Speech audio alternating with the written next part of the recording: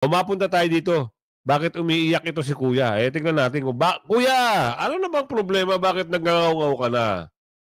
Kahapon kaya natakot yung asawa ko kasi Ah, may nag-message sa cellphone buti nga. ko na na-trace na nila dito, na-trace na nila. Oh, Alam na na-stress ka nila na. yung lugar ko, yung area ko, yung ano ko, kasi nagpasa sila ng mapa.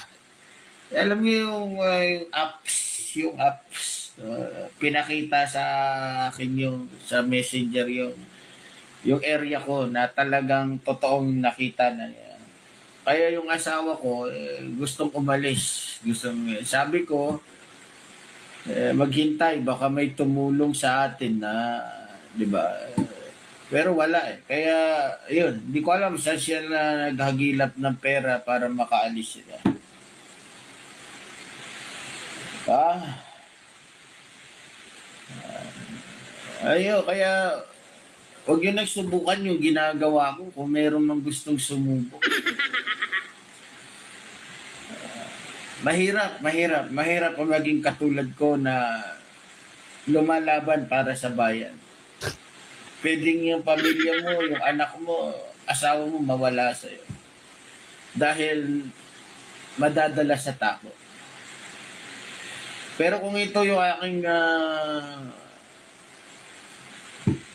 aking magiging karanasan sa aking tatanggol kay PBBM, buong puso kong tatanggapin. Huwag ka mag-alala, Sir PBBM, hindi ako magbabago. Sa'yo ko, Sir Romualdez, hindi magbabago. Kahit Ay, hindi mo sige. ko pinapansin, kahit, di ba? Yeah.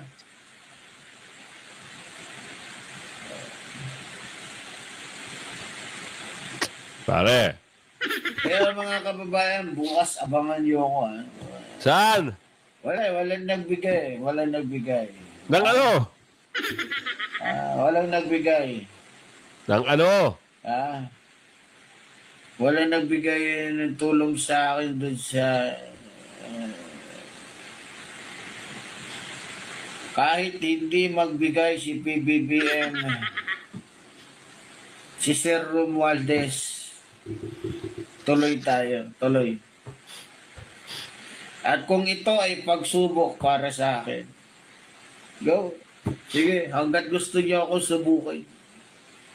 Hanggang sa mamatay ako, go. Ang problema sa iyo, pare. Masyado kang bumibira ng hindi dapat bumira. Ginawa mong punching bag ang isang grupo. Yung religious group. Pati yung namumuno, pinagmumura mo. Kung ano-ano, mga sinasabi mo. Ngayon, iniwanan ka ng asawa at anak mo dahil may banta ba sa buhay mo? Kasi naman, ayusin mo ang ugali mo. Ito mga kasama, nakakatanggap na ho siya ng mga mensahe na hindi maganda. Dahil kung natatandaan nyo, wala hong ginagawa sa kanya yung Iglesia ni Cristo at yung namumuno at yung mga miyembro. Pinagmumura nito ni Kuya. Maraming masasakit na salita ang binitawan nito. Kaya, eto na, nagngangaw-ngaw na.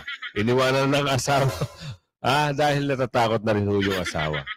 Dahil hindi ho biro naman kasi.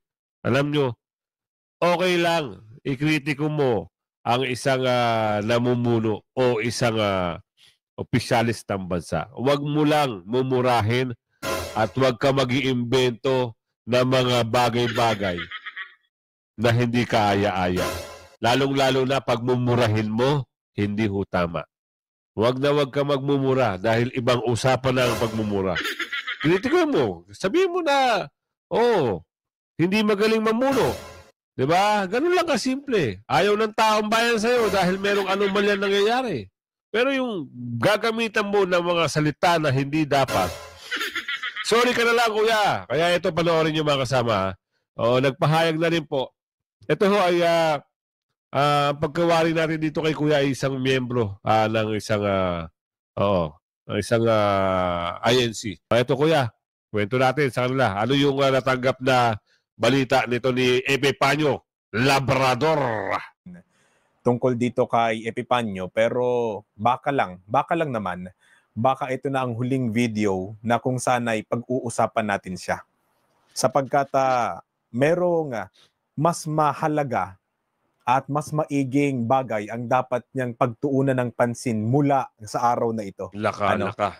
Well, gaya ng nabasa po ninyo sa thumbnail o nakita ninyo sa title ng video na ito, nakasuhan na.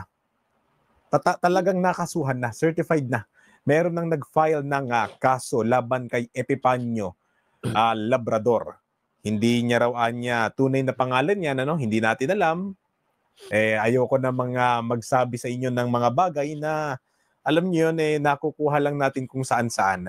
Pero dun sa ikinaso, doon sa pagpa-file ng case, malamang sa malabang nandun yung talagang pangalan niya. Ngayon, yung Philippine tour na inaabangan na nating lahat na gagawin itong si Epipanyo, titignan natin. Kasi itong nakausap ko po kasi nag-file ng kaso Yan. kahapon lamang nakausap ko po sila kagabi po. Nakausap ko po sila sa call. Kinontak ko po agad sila. Pero ang bilin po ay hindi muna natin ilalabas ang mga detalye. Hindi muna natin maging yung pagkakakilanlan ng mga taong nag-file ng case laban dito kay Epipanyo, hindi muna natin ilalantad. Pero meron akong ipapakita sa inyong litrato. Ito'y wala namang pagkakakilanlan ng kapatid natin, pero tignan ninyo kung gaano kakapal. Ayan, bababaan ko lang po yung brightness. Ayan, kapal yan, Epipanyo. Nakikita mo yan. Alaka. Ang kapal yan. Epipanyo. Ang daming pahina. Nako. Grabe. Saan ka kaya pupulutin? Sa tapang mo. Lahat ng binitawan mong salita nakalagay dyan sa kopya na yan. Ayan kasi. Iba yung mga birahe mo eh. Hindi ganun. Huwag ganun. Ngayon, nag-iiyak-iyak ka ngayon. Sorry na lang. Oo. Sorry na lang. Yan na lang masasabi natin. Pasensya ka na. Dahil yung salita mo, yung mga binitawan mo salita, ay may katapat na papel. Ito na, tuloy. Diba? Yan ang dokumento ng mag-file ang ating mga kapatid sa isang dako pa lang yan, Ganyan nakakapal ang haharaping dokumento ni Epipanyo Labrador sa kanyang pinaggagawa. Ngayon, batay sa nabalitaan namin, marami na rin, may mga dako na rin naghahanda pa na mga kapatid natin para sa pagsasampa pa ng kaso dyan kay Epipanyo Labrador. Kasi nga, talagang yung ginawa niya, hindi natin kumbaga matake Napakasakit sa damdamin namin. Sabi nga ni Kajen, pati ng Canelson, yurakan na ninyo ang pagkatao namin. Insultuhin na ninyo yung pagkatao namin.